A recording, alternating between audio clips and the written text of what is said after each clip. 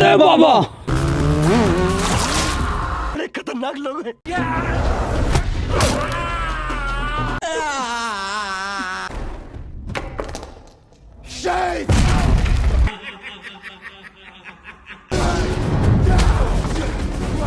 वाह क्या गांडू है।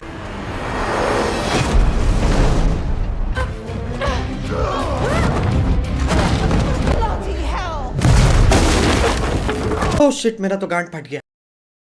मूवी की शुरुआत बुडापेस्ट शहर के एक बिल्डिंग से होती है जिसमें एक डांस शो हो रहा था। इस शो को देखने के लिए बहुत सारे लोग आए थे।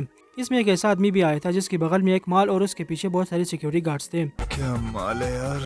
इस शो में अपने बडिस्टा बॉम्ब भी आए थे क्योंकि अब इन्हें WWE में कोई नहीं पूछता। हमको पैसा चाहिए। बडिस्टा बॉम्ब यहाँ पर उस अमीर आदमी को मारने आया था क्योंकि ये एक कॉन्ट्रैक्ट किलर है।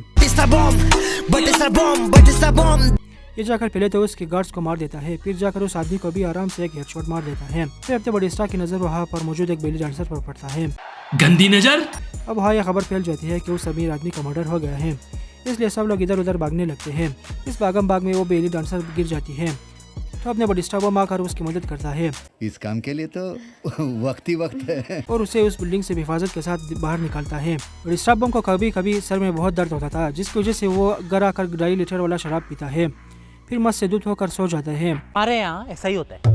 अगले दिन वो डॉक्टर के पास जाकर टेस्ट करवाता है और वहाँ से उस आदमी के पास जाता है जिसके लिए काम करता है। इस आदमी का नाम जीवी था। मस्त नाम है रे। बडिस्टा को कल रात वाली मर्डर की पेमेंट देता है और 150 रुपये पेट्रोल और 300 रुपये सूट के भाड़े का काट लेता है। पैसा मुझे दे दो अभी पे अभी। वहाँ से बडिस्टा बम उस डिविलियन डांसर के पास जाता है क्योंकि उस लड़के का फोन बडिस्टा के पास रह गया था। उस लड़की का नाम मेजी था। चलती फिरती कोके ना कोके नहीं देगी। वो बडिस्टा को अपना नंबर देती है कि शायद उसे बडिस्टा बम के साथ सिमक्स करने का मौका मिल जाए, लेकिन बडिस्टा बम का तो कड़ा ही नहीं होता तो वो म्यूजिक का नंबर डस्टबिन में फेंक देता है। लेकिन बडिस्टा ने कई दिनों से सिमक्स नहीं किया था, इसलिए वो म्यूजिक का नंबर फिर से उठा लेता है और फिर उनकी डेटिंग शुरू हो जाती है। एक तरफ बडिस्टा बम म्यूजिक के साथ रोमांस में लगा था और तो दूसरी तरफ वो कॉन्ट्रैक्ट लेकर अपने टारगेट की गार्ड मारता था। अच्छा बात नहीं है। अभी दोनों के दरमियान सिमक्स भी हो जाता है जिसकी वजह से अब बडिस्टा बम को म्यूजिक से प्यार हो जाता है। अच्छा, सिमक्स करने के बाद सच्चा प्यार होता है। मुझे भी एक बार ट्राई करना चाहिए। अबे ओ भोफड़ी के। फिर अब अपने बडिस्टा बम जाकर जीवी से मिलता है और उसे कहता है कि यह कॉन्ट्रैक्ट क्लीनिंग वाला काम छोड़ना चाहता है क्योंकि वो म्यूजिक के लिए खुद को बदलना चाहता है। तो जीवी भी उसे मना नहीं करता और उसे उसकी नई जिंदगी पर मुबारकबाद देता है। अब बडिस्टा बम अपने टेस्ट के रिजल्ट के लिए जाता है तो उसे पता चलता है कि उसे क्रूड्सफील्ड जैकब डिजीज है जिसके अब तक कोई क्योर नहीं है और अब बडिस्टा बम के पास तो सिर्फ 3 महीने हैं। ये सुनकर अपने बडिस्टा बम बहुत उदास हो जाते हैं क्योंकि उसे तो म्यूजिक के साथ शादी करनी थी।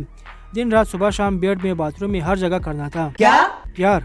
मैं तो कुछ और ही समझ बैठा था। थैंक गॉड आप कुछ और नहीं समझे। अब अपने बडिस्टा बम बहुत दुखी हुए थे तो जाकर अपने घर के तहखाने से बहुत सारी बंदूकें और बहुत सारा पैसा निकलता है। बंदूकों को ले जाकर यह समंदर में फेंक देता है तो बाद में जाकर राजू, शाम और बाबूराव के हाथ लगता है।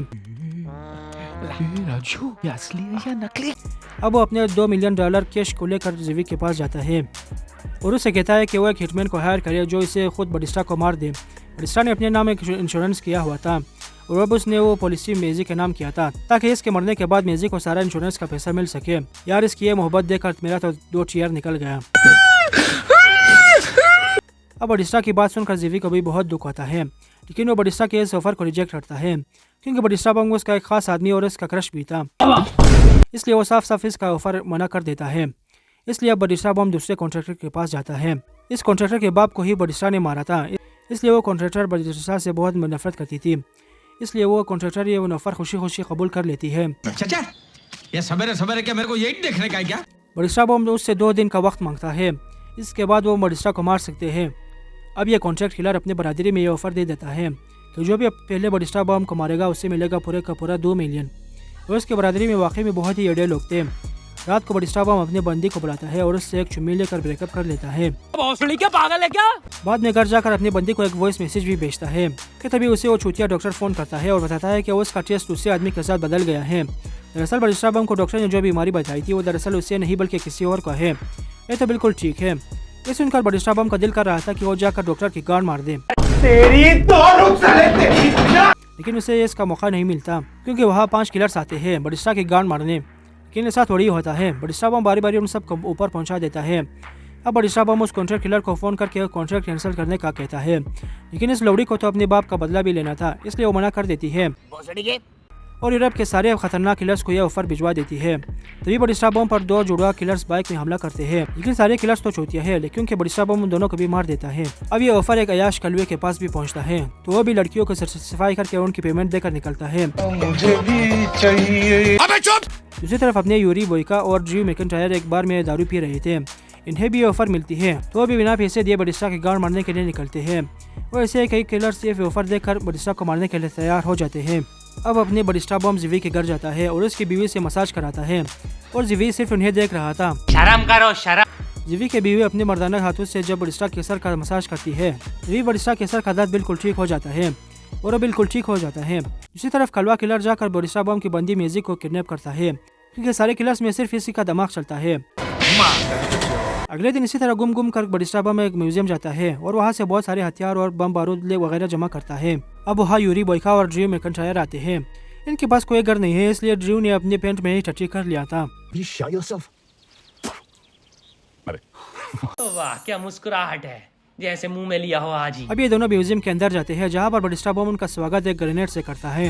ये दोनों बटिस्टा का अच्छा मुकाबला करते हैं, लेकिन आखिर में बटिस्टा बम पहले तो ड्रू मैकिंटायर की पिछवाड़ी में खंजर घुसाता है, फिर वो यूरी बोइका को भी मार देता है। तभी वहाँ 2 लेडी किलर आते हैं और अपने बटिस्टा बम उन्हें भी बड़ी आसानी से मार देता है।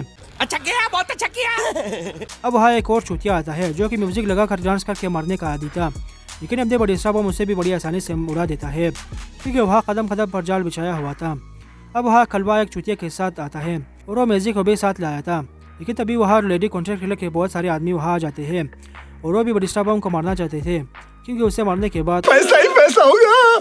अब मेजी किसी तरह कलवे के चूतिया को चूतिया बनाकर वहाँ से छूट जाती है और वह बटिस्टा बम को भी साथ लेकर वहाँ से भाग जाती है। रास्ते में मेजी बटिस्टा बम को बताती है कि वो प्रेग्नेंट है और इसके बच्चे का बाप बटिस्टा बम है।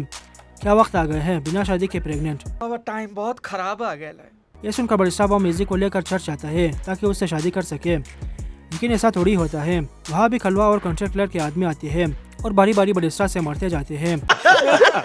आखिर में उन आदमियों के बॉस को मेजी एक शॉटगन से शूट करके मार देती है और कलवे को बटिस्टा बम छोड़ देता है। दूसरी तरफ कॉन्ट्रैक्ट किलर लेडी अपने सारा गरबा छोड़कर जाने वाली थी, लेकिन तभी वहाँ जिवी आकर उसे मार देता है।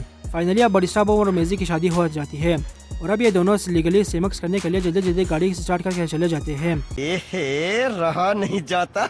और इसी के साथ ये मूवी यहाँ पर ख़त्म हो जाती है। अगर आपको हमारी वीडियो पसंद आई तो इसे लाइक करें, शेयर करें, हमारे चैनल को सब्सक्राइब जरूर करें। दबा दिया, आगे बोलो। Thank you. मिलते हैं किसी और वीडियो में, तब तक के लिए थैंक्स फॉर वॉचिंग।